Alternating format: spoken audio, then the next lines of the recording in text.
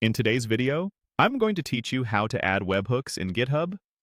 A webhook lets GitHub notify another service when something happens in your repository, like a push or a pull request. It does this by sending a post request to a URL you provide. This is great for triggering CI pipelines, deployments, or sending notifications to external tools. Let's walk through getting to the webhook setup screen and handling the security checks you'll see along the way. Start on the main page of the repository where you want to add the webhook. You'll need admin or maintainer access for this.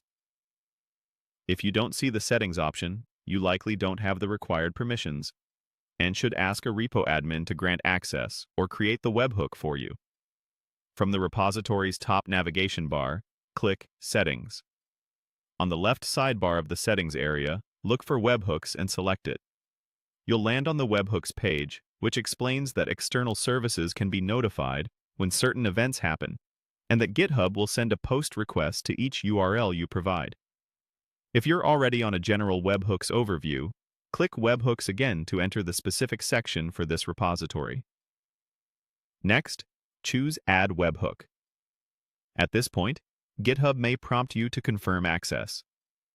This is a normal security measure to protect sensitive repository settings.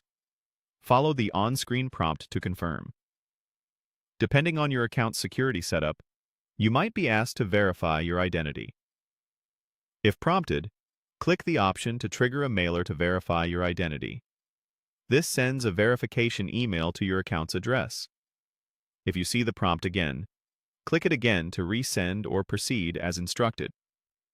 Complete the verification as directed in the email, then return to the GitHub tab. You'll be taken back to the webhook creation flow. After verification, you'll be on the Add Webhook page. From here, you can continue configuring your webhook details. A few quick tips to keep in mind as you proceed. Use a secure HTTPS endpoint whenever possible. Consider setting a secret so your receiving service can validate that GitHub sent the request. And think about whether you want just the push event or a custom selection of events. If you're testing, a temporary endpoint from a tool like a request inspector can help you see the exact payload GitHub sends. That's it for reaching and unlocking the webhook setup in your repository. You've navigated to Settings, opened the webhook section, started adding a webhook, and completed the access and identity verification